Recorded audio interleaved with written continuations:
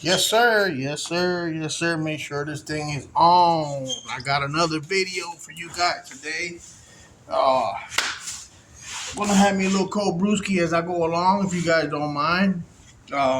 This one probably, you know, it's gonna be more about living here in Texas and stuff of that nature. I'm gonna talk about my face is burnt because I went to work yesterday without my bullet hat, and you want to wear your bullet hat. It's like bullet hat is your construction working hat. I work construction, and anyway, that's why my face is burnt. It's all right. And then you might ask, why do you keep wiping your face? And well, it's over 100 degrees. It's it's hot. It's not cool by any means. But anyway, so my my one of my visits to back to jail was being in Pushmataw Hall, Oklahoma, and I was pulled over by a police officer. I talk about it in a prior video, and you pay your way out of a. I got a DUI. Um, I wasn't drunk. I blew under the legal limit, but since I had an open container, it was a DUI. I had drunk half a beer, and that's how that goes. So shouldn't have done it. I know half the world does it, but I got caught. It's all right. I mean, that's just the way it goes sometimes. So now I paid the DUI, and it's like $7,000. You as long as you got the money to pay, you stay out of jail. So I'm back home now. I'm relaxing and going to work, doing what I have to do to be a family man. To keep the family going and everybody in the family, busy and safe, to so to speak. But one weekend we are at a cookout, and my wife, my current wife, gets assaulted by a man, by a full grown man. Like like this man, grabbed her and physically body slammed her on the ground, you know, a few times, and that's just not going to fly with me. So, not to point any fingers. Just these videos are about me. They're not about my current wife, my baby mama, or my brother, or my stepkids, or my current, my blood kids. It's about me. It's about what I went through. The part that people don't see. That's what these videos are about. Kind of give me a way of speaking to somebody, with which is going to be you guys, about what I went through. Um, Sometimes it was my fault. Sometimes it was other people's fault. If you feel some type of way, I'm sorry. I hate to break your feelings, but I will keep posting. Anyway, so my wife gets assaulted in this cookout, and I go into ballistic mode. Obviously, I hurt this young fellow. I hurt him, pretty bad, and I stabbed him. You know, um, I got convicted for it. Now I'm going to the very beautiful Justice Center here in downtown Dallas. Um, it's called Lou Sterrett.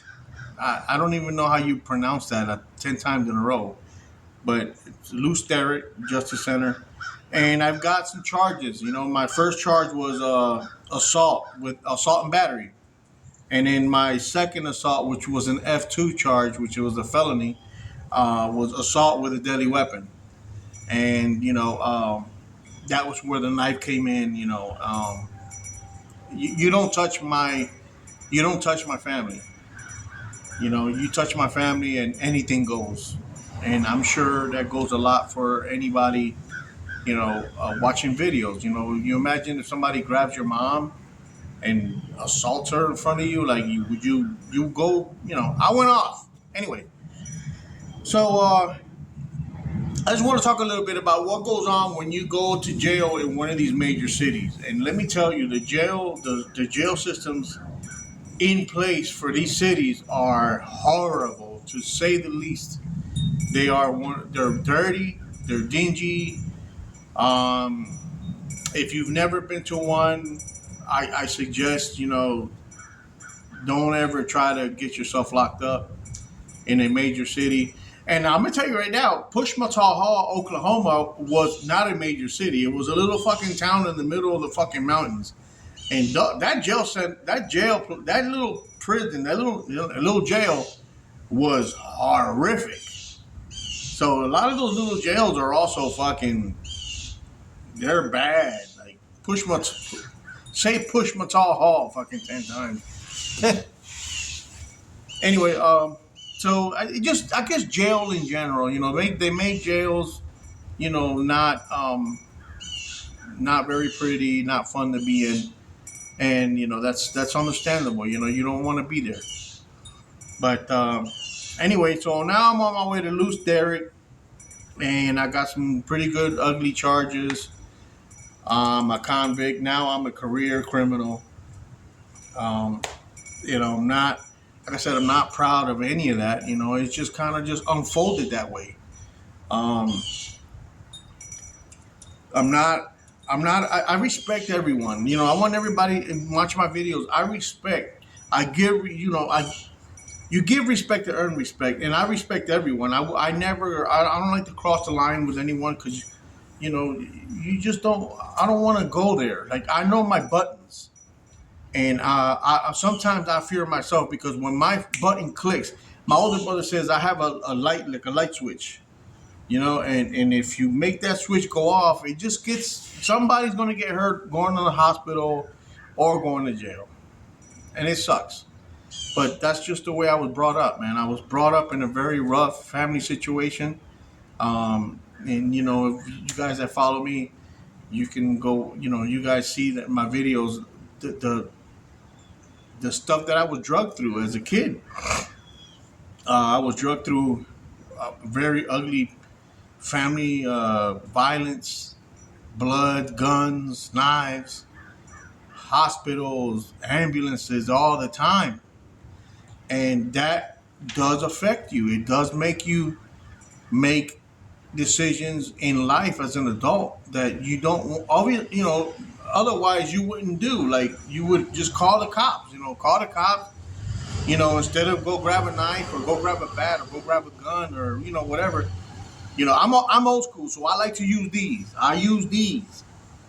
But if I feel like you're going to use something on me, then I'm going to fair up the game. I'm going to fair up the game. I'm going to pull out on you too. That's just the way it is. That's the way I am. And a lot of situations that can be avoided are not avoided because of that mentality. I'm talking about myself. So it's not a cool situation. So now I'm going to Loose Derrick. I got these ugly charges. Um, I see the bond judge for bond. That's the first thing you're gonna see is, you're gonna go to court for a bond. Well, even before you go for a bond, so you're gonna go in for fingerprinting. So when you walk in, you're handcuffed. They're gonna walk you into a little, Loose Derrick's huge office. You could fit 80 people in there at one point. When I went in, there was about 40, and everybody was getting booked. That's what's called getting booked in. So you're gonna go through the fingerprint process. They're gonna take a photo. They're gonna make you hold up a, and then not funny, guys, but that's what it is. So you're gonna get booked, And then after that, um, you might get like a little bologna sandwich or something, just to calm you down, calm everybody down there. People that haven't ate, people that are drunk are starting to come out of their drunkenness, and people that are drunk and they're still drunk, or they want to fight, they want to cuss. You see people in wheelchairs, wheelchair restraints, with the spit bags on their heads. Just be mindful. You're going to see all these things. You're going to see people on drugs. You're going to see them throwing up on a corner or just out of it, or you're going to see people with open sores. You're going to see people when they fucking piss and they don't flush the toilet. They look like they pissed Coca-Cola. Their urine, their kidneys, the liver, everything is shutting down in those type of situations, and you have no say so in that. You have to share that space with those people, and there's nothing that you can't get around that. The COs, the correctional officers, they don't care about your story. They don't care about what you say or whatever they're there for one purpose, and that one purpose, one guy might be the fingerprint guy and the photo guy. The next person might be the one that writes everything on the report. The other person might be the person that takes everything off you, because you got to strip down and you got to wear their attire. Um, you after you get booked and fingerprinted photo, you're gonna change out. So change out means everything that you have on, everything gets put in a little bag. They seal it, and now you're gonna wear their wonderful clothes that has been on a million people before. Um, and here in Texas, they still have the stripes. Look like ball and chain. You're gonna go out there in the railroad, and it's Texas has a very brutal judicial system. All Commonwealth states tend to be like that. So you after you get booked in, you see the doctor, you get changed out, things of that nature. You're going to um, a unit. So you might be in a holding tank for like 8 hours or so. After you after they categorize you, they look at you don't feel like killing yourself, you don't feel like killing people, and stuff of that nature. Becky, you you're going to go into a housing unit. So when you go into a housing unit, you're going to usually go to it's probably going to be something called like A&O. Um, it's initially where you go to see how you behave, how you interact, uh, how you do with other people. So in Lutheric, they put me in a house. You go to a housing unit for 2 weeks. Um, Within those 2 weeks, in that period, when you're in that housing in that unit, it's a temporary unit. So right there, you're gonna get in 2 or 3 days, you're gonna go for a bond hearing. At the bond hearing, you're gonna have a lawyer that has nothing to do with your case. He doesn't know you. He doesn't know anything about you. He's there just to represent you for those 3 minutes that you're in front of the judge. And he's gonna have a little introduction into your charges. Um, he might ask you, do you have a job? Do you have a house? Do your situation? You got about 2 or 3 minutes to talk to that lawyer, and that lawyer is going to ask the judge for a bail. Um, so if your charges aren't too serious, you get to sign yourself out. You know, um, my charges, obviously, I have a felony, a F2. So there is no signing me out, and the judge, he puts down $35,000 bail. At 10%, that's 3,500. Um, and after you see your bail, $3,500 was still out of my range. I'm not rich.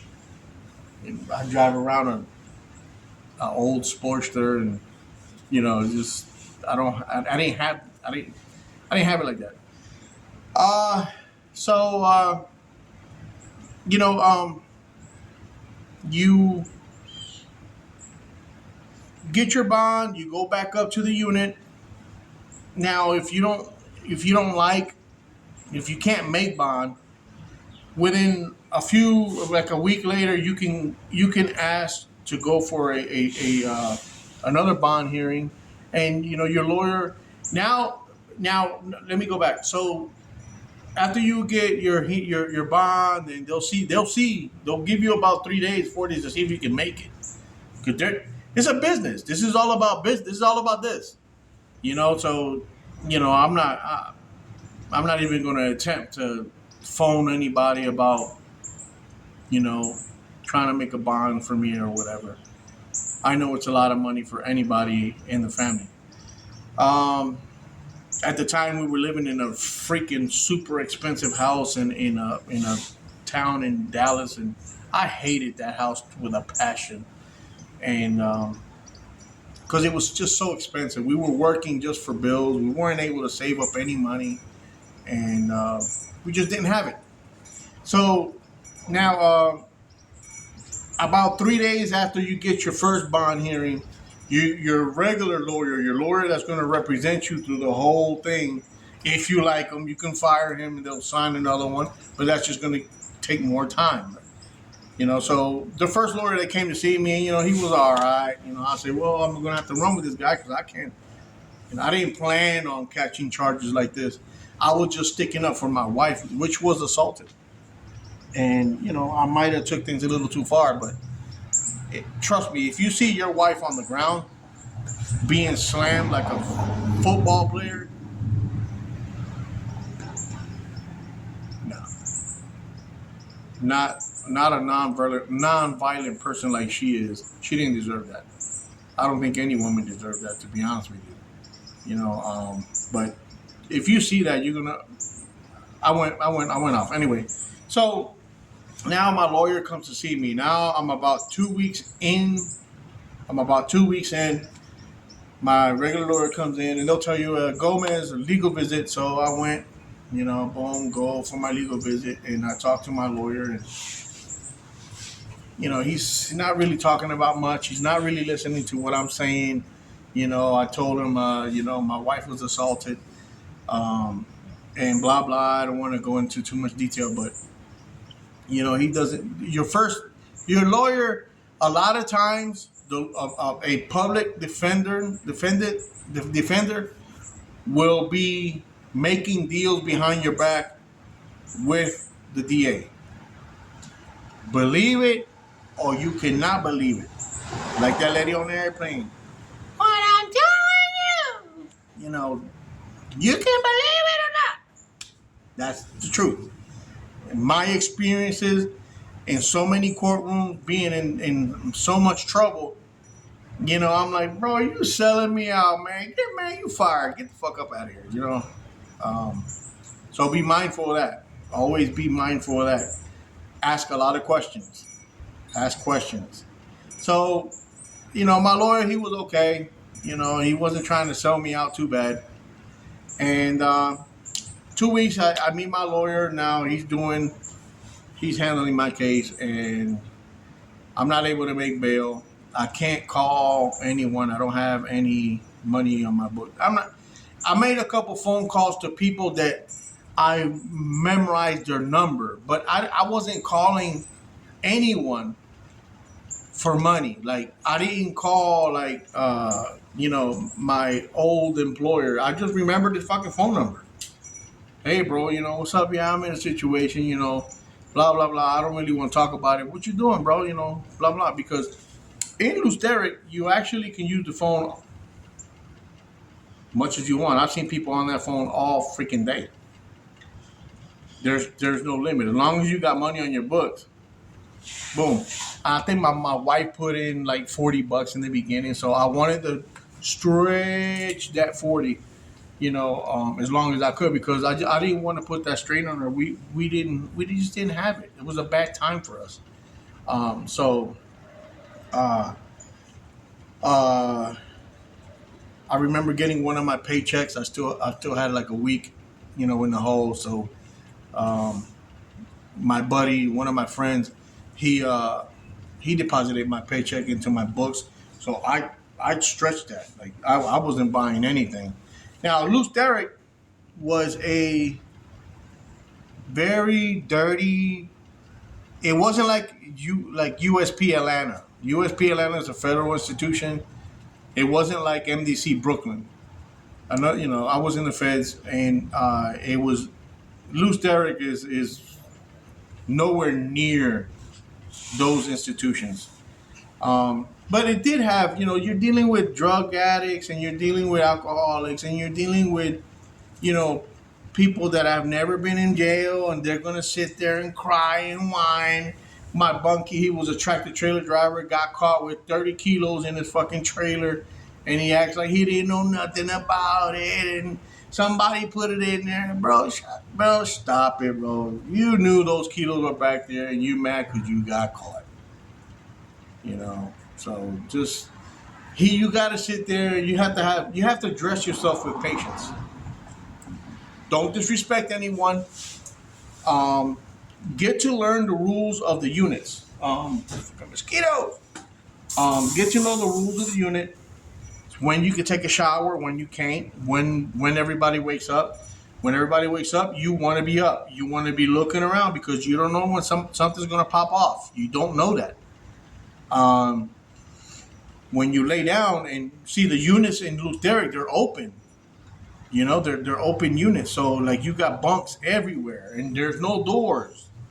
So anybody can get up in the middle of the night and fuck you up. You gotta be a light sleeper when you're in these places, and that's just the way it is. It fucking sucks. It sucks. It blows, but it's the way it is. So, um, just be mindful. Be always respectful. Respect everyone, man. When you walk in a unit, that people are gonna look at you. Don't walk in a unit and be like, "You're gonna get knocked out, bro. I don't care if you're, bro. I don't care who you are. You're gonna be in trouble within 2 hours that you're in that unit. Walk in, hey, boom. Walk in and don't put your head down, but I mean, just look where you're gonna go. The CO is gonna give you your bunk. He's gonna point to the direction of your bunk. You just walk to your bunk, bro. Walk to your bunk. Set your bunk up. Look like you know what you're doing. That's another thing. Don't be like, don't go to your bunk and be like, how do you fix your bed? That goes for men and women. There's some women fucking institutions that I wouldn't want to go to. Y'all women have it as bad too. Like, don't walk up to your bunk and be like, "Excuse me, can you help me make my bunk?" No. You make that motherfucker as horrible as you can. The CO will come around and tell you how to do it properly. Don't don't look like a newbie. Look like you're focused. Look like blah blah blah. If you have any kind of legal material, sit on your bunk and read it. You know what I mean? Just gradually, just take a peek of everything. Look where everything's at. Look where the showers are at. Look where the restrooms are at. Another thing is, if you're going to a male institution, you got to be careful. When you're in a big unit like that, some of these toilets, you don't stand up and piss. Yeah, don't stand up and piss. You will get knocked the fuck out for that. You look and see there's a toilet to shit and there's a toilet to pee. You know what I mean? So, just don't ask questions like that. You can ask a question like that. Hey, bro, uh, you know, do y'all? I went to institutions where you had to squat to pee. Yeah, you had to sit down to pee. Don't fucking stand there and fucking piss. Stick your dick out and piss all over. Bro, you will get drugged right there and then. This is serious, guys. And make a note where the toilets are at, where the showers are at, where the entrance is, where the guard is, where the TVs are, where the tables are to your common area. Your common areas where you can go out there and play chess or play cards or play domino. Don't walk up to a card game and be like, just sit down, ask, hey man, can I get next? You know what I mean? If you know how to play, if you're in the mentality to play, a lot of times you don't want to do none of that until you're a long time in there. Like I spent 3 months in there. So after the first month, I was like, ain't nothing else to do, but you know what? Let's get this game in. Play spades or pinochle or whatever. You're gonna have a little rec area. Ask or look what time y'all go to rec. Usually, like in Loose Derrick, they do open up the rec room. So the rec room will be for 2 units. You got 4 units on every floor. So these 2 units will share the rec room. In the morning time, it will probably be theirs. In the afternoon time, it'll be ours, or vice versa. Ours in the morning and theirs in the afternoon. You see people going to rec. You can ask the guard. You cannot go to rec. Blah blah whatever. If you ask, you probably it'll go smoother for you instead of somebody telling you, "Hey, bro, don't be grabbing his motherfucking phone," or "Hey, bro, don't be fucking standing up pissing on the fucking toilet if I put your fucking head in that toilet." You want to avoid all that shit because you come to me like that. It's on, bro. So I carry myself respectfully. I've never, as far as things of that nature, I've never had problems. I've always had problems with just fucking pure idiots, and you will run into them. You might get lucky and not run into one, but you will run into idiots. Man, and these fucking mosquitoes are out here. What? So anyway, orientate yourself with the unit. It'll be a lot better for you. And then after your lawyer comes to you and speaks to you, he will tell you when you're going to go to court. He's going to tell you what your charges are. He's going to come see you at least twice. So the first time is to kind of orientate himself with you, your situation, and at the end of that meeting, he'll ask you, "You want me to represent you, right?" And you'll tell him, "Yeah, what the fuck kind of choice do I got?" The next fucking one might be worse, or the pits, whatever. So if you do select that lawyer to represent you, he's going to come back again before court, and he's going to kind of reorientate himself. He might have talked to the DA at that point, and they might come with an offer for whatever reason you're in there. If they don't worry. It's not the end of the world. When you go to court, you just go through the motions. So the first time you go to court, charges are going to get read. If there are witnesses, they're going to be called. A lot of times witnesses don't show up, and that just hinders the time because you're going to stay there longer. Texas is not like Pennsylvania. Pennsylvania, if you get into a domestic dispute with someone and you go to jail for whatever reason, if they don't show up 3 times, usually it'll get thrown out. Not in Texas. Texas, it'll keep going and going and going and going and going. 2, 3 years, 5 years, it'll keep going. It's just fucking Texas. They fucking suck. The judicial system here blows. Because it's time that you're wasting. You got to go to court. You're missing work. You got this monkey on your back that you're always fucking running from. You're always thinking about fucking, I got that case. I got that court case. Bro. So anyway, in my case, we went to court the first time.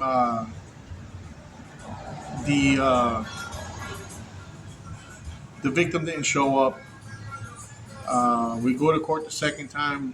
The victim never showed. So, I kind of knew the victim wasn't going to show, but they still going to drag it on. The DA is going to try to reach out to the victim and try to go to the victim's house and all. It's just a whole big mess. Anyway, so I was able to make bond 3 months after I was in, and I got out. Now I got to check into a bondsman. So that's another thing. When you're in jail and, you have a bond that's kind of high and you need to, you need a bondsman, the phone calls are usually free. So you can go to the phone. Don't fucking grab any phone in there. Ask whoever your bunkies are. You're gonna make friends right away. Like you're gonna make not friends, but you're gonna meet people there that are with you. The same person that's maybe sleeping in your bunk. You can ask him or her. Um, hey, when is it cool to use the phone, or are there phone rules here, or how is the phone situation? And then sometimes it'll be, oh no, man, during the day you good. You just when the phone frees up, you can go ahead. Um, and then there's usually papers on the wall, taped to the wall, and then you'll have bondmen's phone numbers and stuff like that. You can call and try to get your bond going. You're gonna have to probably have somebody on the street do a bond for you.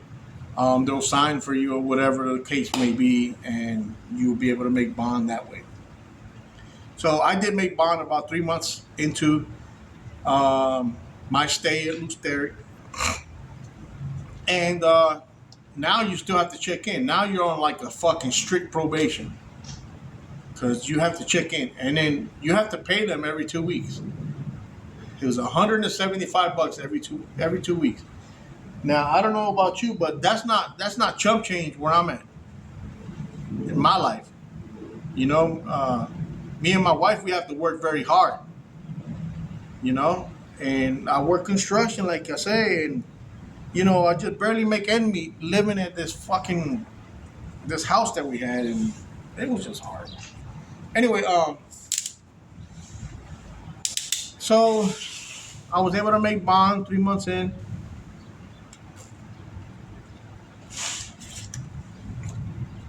And I go home and not spill that. So I go home and now I have to make sure I don't miss a day of work. Make sure that I check in every Friday. You gotta fucking check. Well, not every Friday. You can pick a day. I'll ask you, what day do you want to check in? You have to physically show up every week for however fucking long. That fucking sucked because Loose Derrick is in the middle of downtown Dallas. If you live 30 minutes away, you got to hit all that downtown Dallas traffic. Ladies and gentlemen, you think LA's bad? LA? Downtown Dallas traffic is, man, I was just dying to stop this checking in stuff. So, I'm paying my bond, I'm going to work, and make a long story short, a year goes by of checking in and fucking showing up and paying money and paying money and paying money. I end up getting time served. My charges were dropped to misdemeanors, and I was able to walk out of that courtroom with a misdemeanor, which I still believe I shouldn't have got even a misdemeanor. I shouldn't have did no jail time because I was sticking up for a person that was defenseless. It was a man on a woman assault, and I was just sticking up for a person that, was defenseless. And I ended up getting it up the butt. Anyway, that'll be it for this one, guys. If you guys enjoy the videos, please subscribe, comment. A lot of the comments I really enjoy. I always respond to the comments, whether they be negative or positive. I haven't had any negative ones, thank God. Thank you guys. But please subscribe, and I'll keep the videos coming as much as I can and keep it interesting and educate you on the judicial system and what you should know for you to be able to survive a situation if you were to go to jail. So just keep it positive. Hopefully you guys will never have to go through something like this. And if you do, shoot me a message. Hey man, I'm going to prison next month, or I got a court next year, or court not next year, but no, I got court, or I this lawyer is telling me this or telling me that, and maybe I can help you. It would be an honor to. I would definitely give you the best advice that I can give you. Y'all be safe. Till the next one.